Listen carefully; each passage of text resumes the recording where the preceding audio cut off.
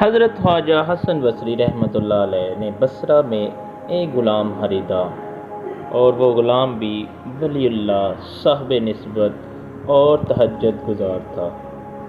حضرت حسن بصری رحمۃ اللہ علیہ نے اس سے پوچھا کہ اے غلام، تیرا نام کیا ہے؟ اس نے کہا، حضور، غلاموں کا بھی کوئی نام ہوتا ہے، مالک جس نام سے پکارے وہی اس کا نام ہوتا ہے۔ اب پھر فرمانے لگے، اے غلام، تجھے لباس کیسا پسند ہے؟ اس نے کہا، حضور، غلاموں کا کوئی لباس نہیں ہوتا، جو مالک پہنا دے وہی لباس ہوتا ہے۔ پھر انہوں نے پوچھا کہ اے غلام، تو کیا کھانا پسند کرتا ہے؟ غلام نے کہا، حضور، غلاموں کا کوئی کھانا نہیں ہوتا، جو مالک دے دے۔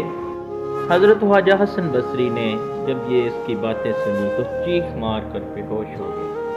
جب ہوش میں آئے تو فرمائے، اے غلام، میں تجھے آزاد کرتا ہوں۔ میں نے تجھے پیسے دے کر خریدا تھا، لیکن میں تجھے بغیر پیسوں کے مفت میں آزاد کرتا ہوں۔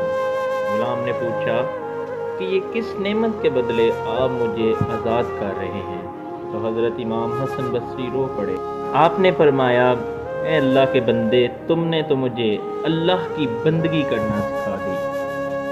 تو دوستو، کیسا لگا آپ کو یہ پیارا واقعہ؟ اس طرح کے مزید اچھے واقعات کے لیے میرے چینل کو سبسکرائب کر دیں۔ شکریہ۔